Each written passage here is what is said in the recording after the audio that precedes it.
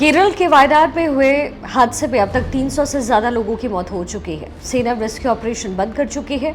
अब सिर्फ तलाशी अभियान चलाया जा रहा है। सेना का कहना है कि जिन लोगों के बचे होने की संभावना थी उनसे बचा लिया गया।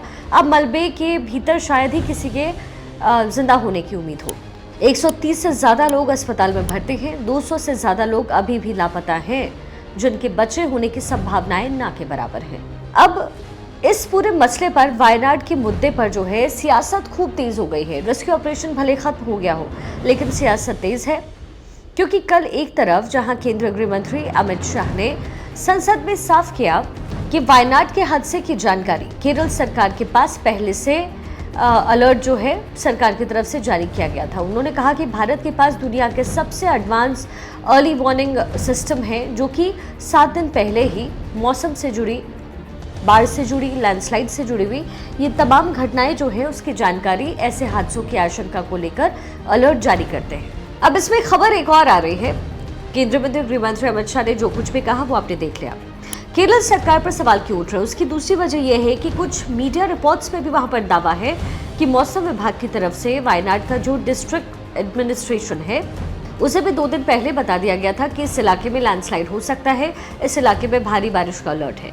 लेकिन जिला प्रशासन ने कोई एक्शन खास नहीं लिया, ना ही उन्होंने लोगों को ये अलर्ट जारी किया कि आप अपने अपने घरों से बाहर निकलकर सुरक्षित जगहों पर पहुंचे।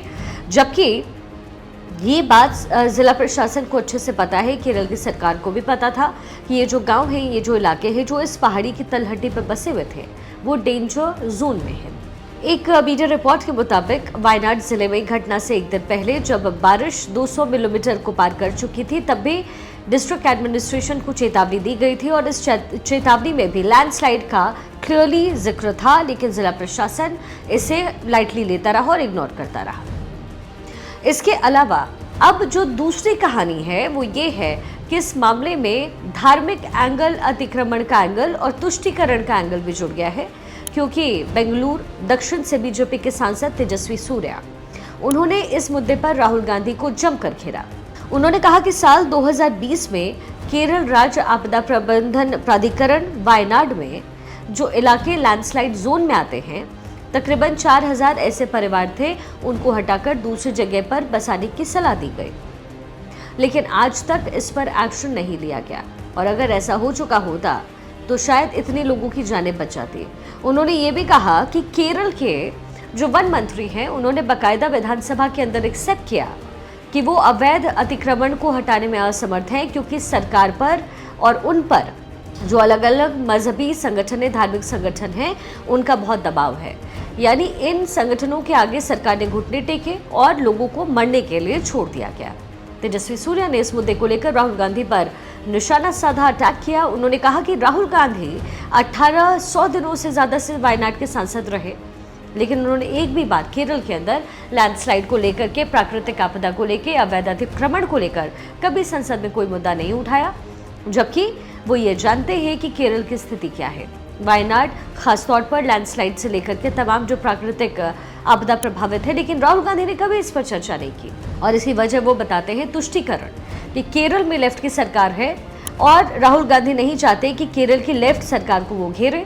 इसके अलावा यहाँ पर सीधा सीधा तुष्टीकरण का और कुछ मजहबी संगठनों का एंगल जुड़ा, और इसलिए भी तेजस्वी सूर्या ने कहा कि राहुल गांधी इस पर बात करने से बच रहे हैं, जिसका अंजाम ये हुआ कि वायनाड में इतना बड़ा हादसा हुआ। अगर सरकार पहले से अलर्ट होती तो इसे बचाया जा सकता था।